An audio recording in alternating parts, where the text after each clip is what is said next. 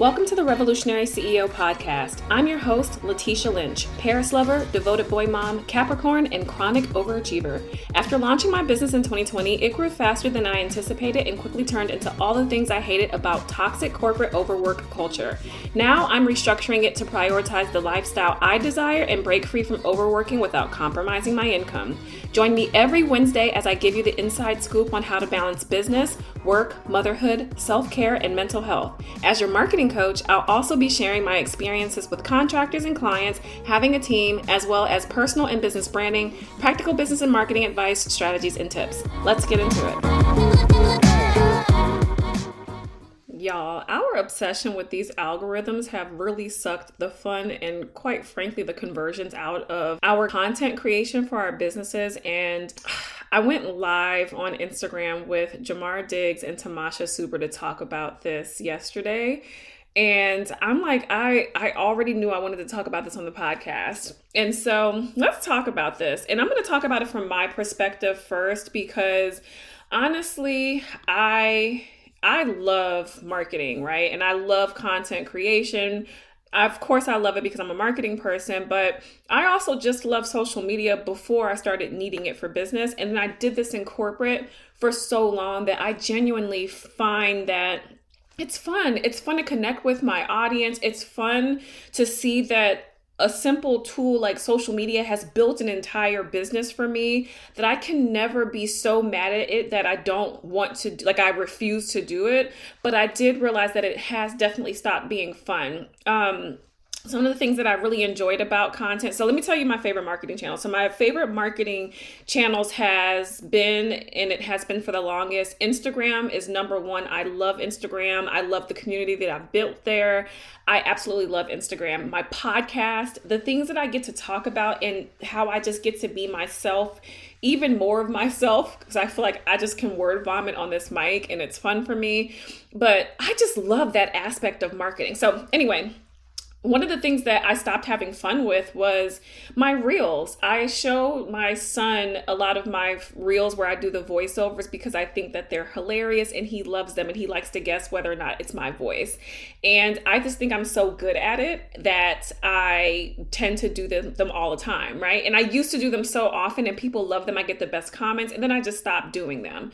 I also stopped doing my IGTV style videos because, of course, Instagram got rid of the functionality of IGTV and they started preferring the short form video. So then I thought that I had to just do short form video, and I really miss doing those types of videos, and they got me such good results. It's how I built my main coaching program that I had for years. And then finally, when the revenue started slowing down, I just overly started focusing on doing only what I thought would help me to be seen and sell on that platform instead of actually having fun and sharing value like I used to. So today I want to introduce 3 ways to, I feel like, beat the algorithm as a service provider and reintroduce the fun back into content creation. So first of all, I want to remind you as a service provider that we do not need to have a bunch of views or high enrollment in any of the services that we're doing. And most of us do not have the capacity to serve at some of the levels that a lot of us want to experience with our launches. Like, I know you see these people who are booking, 100 people in their mastermind. Like, do you want to serve 100 people in your mastermind? Because I damn sure don't. Do you want to have 500 people join your membership all at the same time? Do you have enough space to have 50 people attend your friggin' retreat? Like, no, you don't. So can you even hold 40 clients on your roster for your retainer service? Absolutely not. Are you trying to build an agency? Because if you're not, then what are we even pressed about? And that's the thing, is that we don't actually need any of these numbers, but yet we want them because it makes us feel something about our level of success when we attain these, these milestones or hit these record numbers. I think one of the things that we forget is that we primarily as service providers need visibility to nurture to the sale or to get people on these discovery calls, sales calls, decision-making calls. But we forgot about that because, again, we get so wrapped up in what social media has us aiming for that we forget that, first of all, we have other marketing channels that will close these deals for us. We don't need to be desperate for social media to do all of the work for our entire business. Or as Jamar put it on our live, like we are treating, social media and Instagram like it's a full-time employee when it's not. But also, I just want to point out that there are 3 reasons why content is even being ignored in the first place, and they have nothing to do with the algorithm. And that's you didn't promote it, you didn't request or invite engagement, or the topic just isn't a priority for your target audience. So I want to talk about those 3 things today. So let's talk about the first one, and it's you didn't promote it. So I want this episode to be very actionable. So let's just talk about how I want you to promote it instead. First of all, I don't want you to just post and then ghost. And I know that you are using these schedulers and different things because it's supposed to save you time with content creation. So typically when you're scheduling that post, you're not thinking about the fact that it's out there. But the thing is, with particular social platforms like TikTok and Instagram, those are the kinds of platforms where, and like YouTube and your podcast, those are the kind of platforms where once you post that thing or your blog, you want people to actually go and read that blog post. You want them to watch that YouTube video. You want them to hear your podcast episode. You want them to see that thing that you posted in your feed on Instagram. And so when you post this dope content and then just go off and finish your day and move on with your life, you're not giving that post any opportunity to get any traction. Think about it like this. What if you were a movie producer and you made the next, Mission Impossible 52 movie? Would that movie just get released into the theaters without ever having any commercials, any previews, any coming attractions, or any press tours? And then you expect the theater to be packed? Or would you automatically know that you have to promote this thing leading up to it so that come due day, when it's actually in the theaters, that people show up? That's how it seems and how it looks when you're doing all this content creation and then no content promotion. So your tips here of things not to do is don't write a blog post, release a podcast episode, or post a YouTube video and expect for it to blow up on its own. Don't make it hard to access what you release. Is there going to be a mini chat automation that with you people commenting a keyword so that they can get the link to your latest podcast episode? Is your podcast linked in your quick content or your quick links? Where do people find this information easily? And do all of the promotion work on your own. Don't expect people to do it for you. If I'm making a new podcast episode or releasing a YouTube video, you best believe my email list is about to get this notification that says, hey, something's out. I don't assume that because people subscribe to my YouTube channel that they're going to then watch the thing. Well, what about the other people who haven't subscribed yet, but they are on my email list? What about the people I have 7,000 followers on Instagram. Do you think I want those 7,000 people to watch my video? You're damn right. I did all this work to edit it. So what I want you to do instead is write the blog post, release that podcast episode, post the YouTube video, and then promote it to your community via email, social media, Pinterest pins, all of it if you have all of the channels, because that is how you get people to see it. This will help you with your views, and this has nothing to do with an algorithm. Do make sure the link is in your bio, in the post, or there's an automation to send the link directly upon request. And ask people to share it with others. You like this? Please share it. Share this. Tag someone who you think could really use this information. These things are going to allow you to get the views and the subscribers and the downloads that you actually want. And you're not beholden to just an algorithm doing that work for you because it ain't doing it. Okay. The second thing is I want to help you to increase your engagement. So first of all, You got to recognize that people take action that you ask them to take, which is why if you want engagement, you actually have to ask for it. And I know that it probably feels weird to say, like, save this for later, but something as simple as saying save it for later will get people to save it for later. Have you ever written an email and then just like, share, which one of these A, B, or C are you going to do, and people actually respond? Doesn't it feel great? Because usually people don't respond to emails, right? So here's what I don't want you to do. Don't just post a brilliant post with no invitation to engage. Don't complicate the ask of engagement by giving them too much to do. Don't give them 5 different things like, share, and comment. No, ma'am. Do you want me to like it? Do you want me to share it? Or do you want me to comment? And don't try to get them to share the deepest feelings or secrets publicly. If you know that your post was about intimacy, probably not the best time for you to ask them to share their thoughts with the group on social media. What I do want you to do, though, is ask for simple participation. This is something as easy as drop an emoji, comment this word. Would you choose A or B? And you giving them what A and B represent so that all they have to do is type the letter A or type the letter B.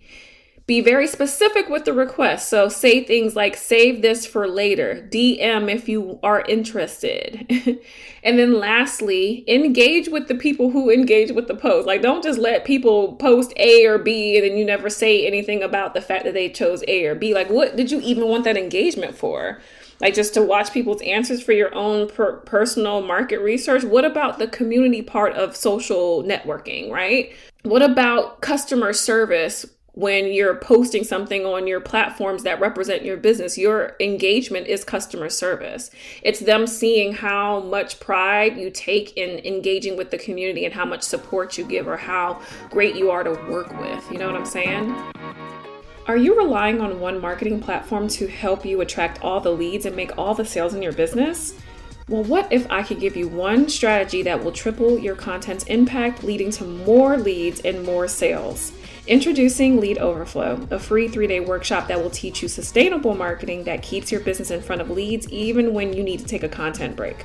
Over 3 days, you will master your marketing style, choose your best content platforms, and craft your core content to continuously attract those leads while you focus elsewhere. Register now at leadoverflowworkshop.com.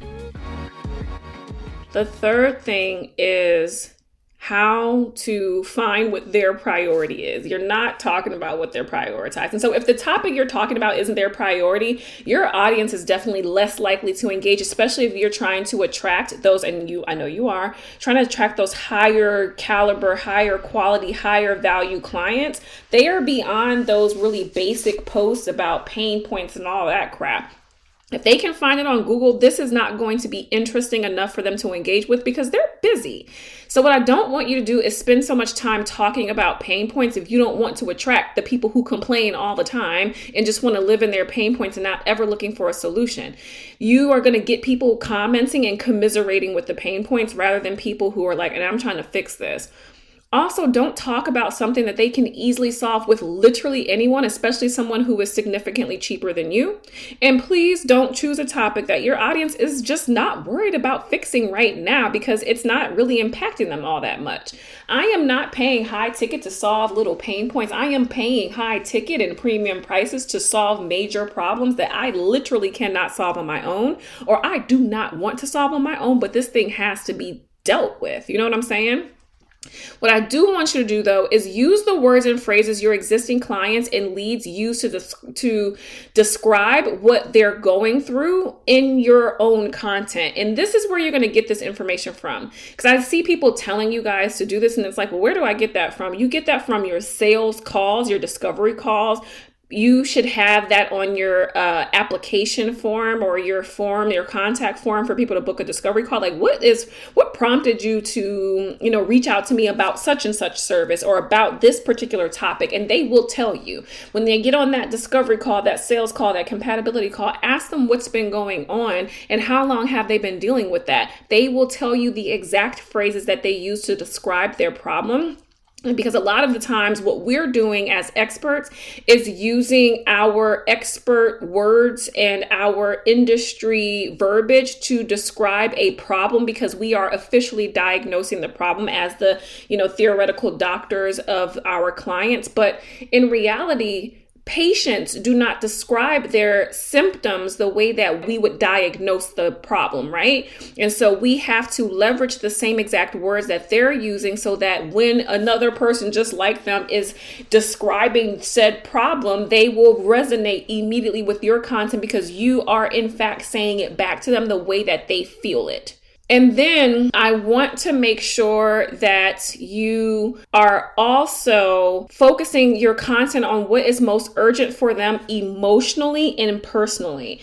See, a lot of us sell to business owners, right? And so we want to tell the business owner that we're going to solve the business's problem. Or if you're working with clients, I have a lot of people who are career coaches and mindset coaches and therapists and all of the things, and relationship coaches. You guys are selling to consumers, but you're not selling your product to those people, those consumers, those potential business owners. You are selling an outcome to them. And the outcome that they care about has everything to do with an emotionally charged feeling, or a personal situation. They don't want to have 10K months. They want to be able to afford a mortgage so that they can buy a house because they're about to have a baby. They don't want to lose 10 pounds. They want to fit into their wedding dress because all of their friends from high school are coming and they are skinny bitches and they want to be a skinny bitch too. Okay? You are not selling them to stop having arguments in their relationship before they get a divorce. You are selling to them feeling like they're married to their best friend again, liking their partner again. That's what you're selling. And if you're not selling that out loud, that's why nothing is selling. Okay?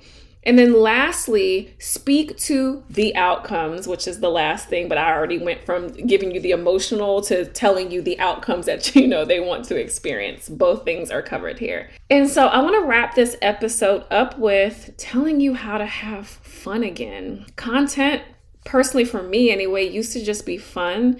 And for so many of you, I think it used to be too. And I'm not saying fun like you want to make this content all day and you want to edit and sit on these apps and make all these graphics.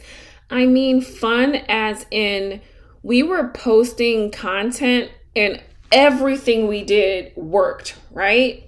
Like everything that we were doing, and we were doing it our way because there wasn't any pressure. It wasn't until like the end of 2022, all of 2023 that I feel like the extra pressure started really picking up, especially when Instagram got really focused on competing with TikTok. And a lot of us started marketing on like Instagram. So then that made people leave to go to like LinkedIn and YouTube and all these things.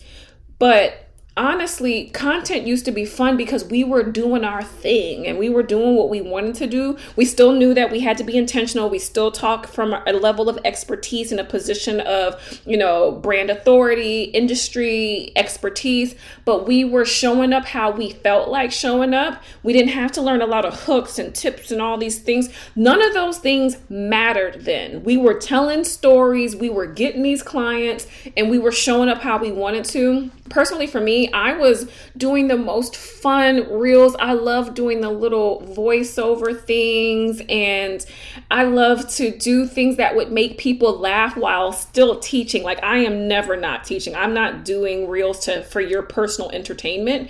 I am doing them for you to learn, but also I want to make you laugh because I know that marketing isn't always fun. And I think some of you were doing the same thing. We can get back to that. What I don't want you to do is to follow trends that make content creation now stressful for you because you're looking at a checklist of, is the hook there? Did I put it at the right moment? Is it too long? They said it should be 1 minute or less, but this is 1 minute and 10 seconds. That's not going to be good. All of that stuff is irrelevant if you want to have fun.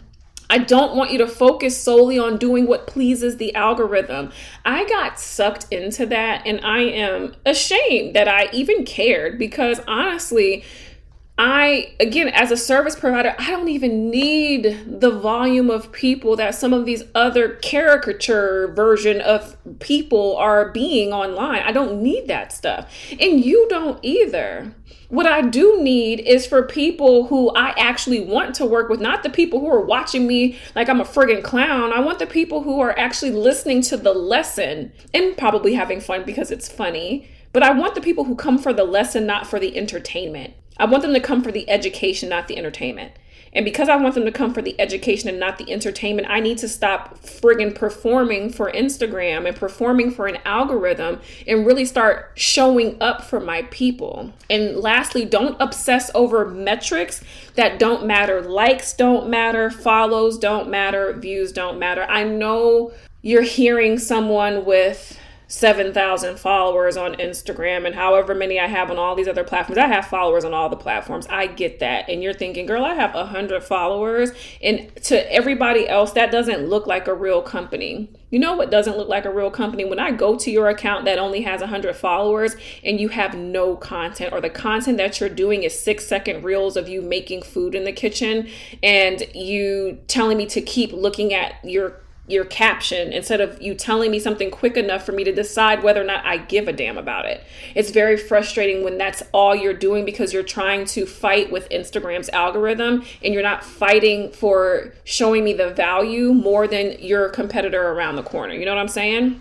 What I do want you to do to have fun again, though, is to focus on content formats that fall into the best style of communication for you.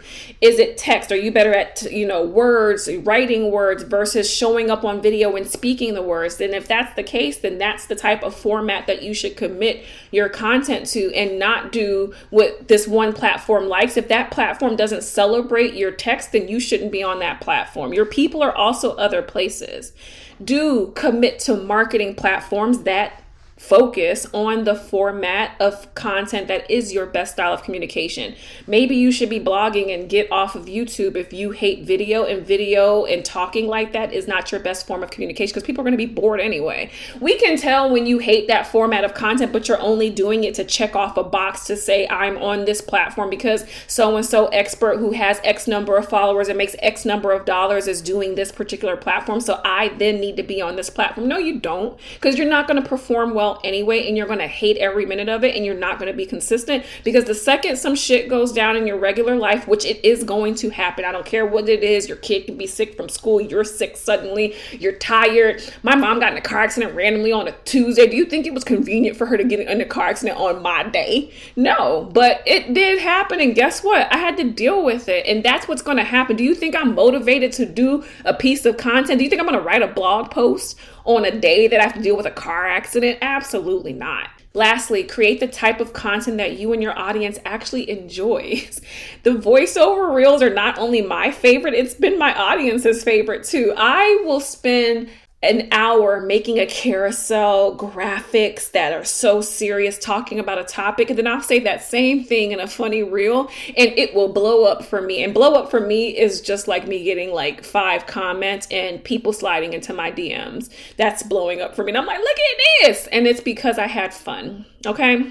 So I am doing something for you guys. I'm bringing something back called Lead Overflow. Now, I did Lead Overflow originally live back in like October 2022, September 2022. And it was a big hit. People loved it. But I focused on these 3 areas I'm going to tell you right now. And I'm going to tell you why I am updating Lead Overflow and bringing it back with a new focus. So when I originally did it, the first day's focus is a 3-day workshop. The first day's focus was on marketing mindset. And it's because a lot of people focus on things that they have no control over, like the algorithm, how many people views your content, how many people comment, all those things, instead of focusing on the things that are within their circle of control. And that's how often they actually show up and post the content. If they share the content, those are things that you can control. I don't want to this year focus on mindset because First of all, telling you guys to not focus on a pain point that people are complaining about is something that I'm literally doing, is focusing on your mindset so much that I attract people with all the mindset issues.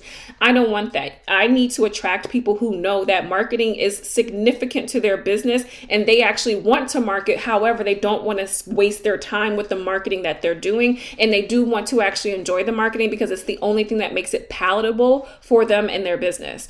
And so I decided that I don't want to focus on that. So day one now will focus on your style mastery, figuring out what your marketing persona is, i.e. the style that you are best at communicating in, and then helping you to figure out what that is. The second day before is when we did that. But now this time I want you to then figure out which platforms make sense, and you need diverse platforms because I do not want you to have all of your lead generation and sales conversions happening in just one place, because then you're stuck with that platform. And if you chose a platform like Instagram, which is kind of quick, and then, sometimes it takes people a little bit longer and all of those things, and you have to be very active. In the times where you can't be active, you need another marketing platform like something like SEO that has always been giving you leads and always converting people. You need email so you can nurture those people. You need 3 corners of your marketing to work for you so that you're covered in all seasons, all levels of energy, all levels of business, where you're busy or not,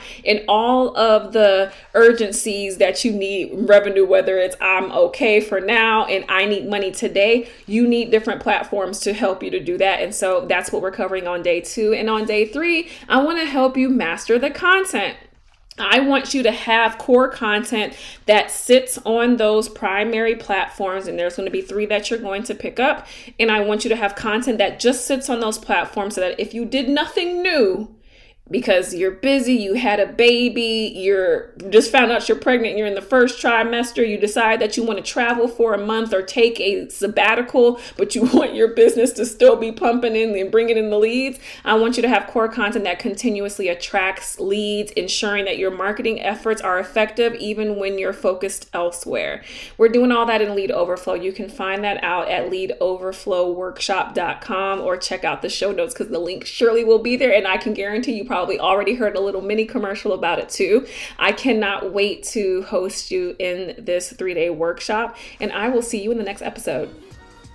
If you enjoyed this episode as much as I did, subscribe to the Revolutionary CEO podcast on your favorite podcast listening platform and leave a review to let me know the moments you enjoyed the most. For insights, tips, and conversations, connect with me on Instagram, YouTube, or TikTok. I'm always at Her Marketing Coach. Together, let's continue empowering ambitious and driven women in business. Talk to you next week.